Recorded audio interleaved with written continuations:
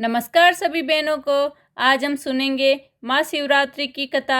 बोलो शिव शंकर बोले भंडारी की जय। प्राचीन समय में एक नृपसह बहेलिया था जो नित्य प्रतिदिन अनगिनत निरपराध जीवों को मारकर अपने परिवार का पालन पोषण करता था। एक बार पूरे जंगल में विचरण करने पर भी जब उसे कोई शावक न मिला तो वे झुंझलाकर एक तालाब के किनारे पर रहने गया। उसी स्थान पर एक बेल वृक्ष के नीचे शिवलिंग स्थापित था। बहेलिया उसी वृक्ष की शाखा पर चढ़कर अपनी आवास स्थली बनाने के लिए बेलपत्रों को तोड़ता हुआ शिवलिंग आच्छादित कर दिया। दिन भर के भूख से व्याकुल उस बहेलिया का एक प्रकार से शिवरात्रि का व्रत पूरा हो गया। कुछ रात बीत जाने पर एक गर्भिणी हिरनी उधर कुलाचे बढ़ती आई। उसे देखते ही बहेलिया ने निशाना लगाया और झिझकती भई आकुल हिरनी दीनवाणी से बोली, हे व्याघ्र, मैं गर्भिणी हूँ, प्रसव बेला भी समीप है, इसलिए इस समय मुझे मत मारो। प्रजनन क्रिया के बाद शीघ्र ही आ जाऊंगी। बहेलिया उसकी बातों को मान गया। थोड़ी रात व्यतीत होने पर एक दूसरी मृगी उसी स्थान पर आई।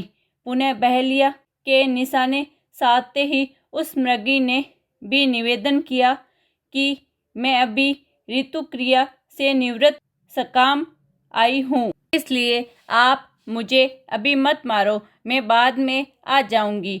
रात्रि की तृतीया बेला में एक तीसरी हिरनी छोटे छोटे छोने छोने बच्चों के साथ जलाशय में पानी पीने आई। बहेलिया ने उसको भी देखकर धनुष बाण उठा लिया।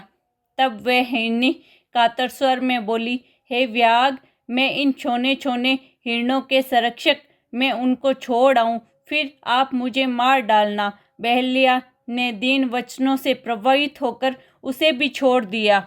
प्रातःकाल के समय भी एक 3 मासल बलवान हिरण उसी सरोवर पर आए। बहेलिया ने पुनः अपने स्वभाव के अनुसार सरसंधान करना चाहा।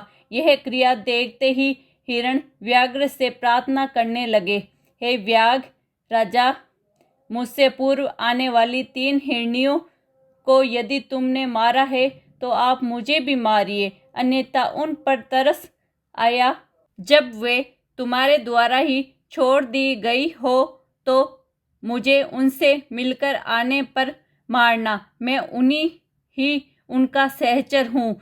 हिरण की करुणा में वाणी सुनकर बहेलिया ने रात भर की बीती बातें कह सुनाई तथा उसे भी छोड़ दिया। दिन भर उपवास, पूरी रात जागरण तथा शिव प्रतिमा पर बेलपत्र गिरने चढ़ाने के कारण बहेलिया ने आंतरिक सुचिता आ गई। उसका मन निर्मलता से कोमलता में ऐसा बदल गया कि हिरण परिवार को लौटने पर भी ने मारने का निश्चय कर लिया। भगवान शंकर के प्रभाव से उसका हृदय इतना पवित्र और सरल हो गया कि वह पूर्ण अहिंसावादी बन गया। उधर हिरनियों से मिलने के पश्चात हिरण बहेलिया के पास आकर अपनी सत्यवादिता का परिचय दिया। उनके सत्याग्रह से प्रभावित होकर व्याघ्र ने अहिंसा परमो धर्म का पुजारी हो गया। उसकी आंखों से आंसू छलक आए तथा पूर्वकृत कर्मों के पश्चाताप करने लगा। इस पर स्वर्गलोक से देवताओं ने व्याघ्र की सराहना की तथा भगवान शंकर ने 2 पुष्प विमान भेजकर बहेलिया तथा मृग परिवार को शिवलोक का अधिकारी बनाया। बोलो शिव शंकर बोले भंडारी की जय। इसी प्रकार की और कहानियों के लिए हमारे चैनल को सब्सक्राइब करें।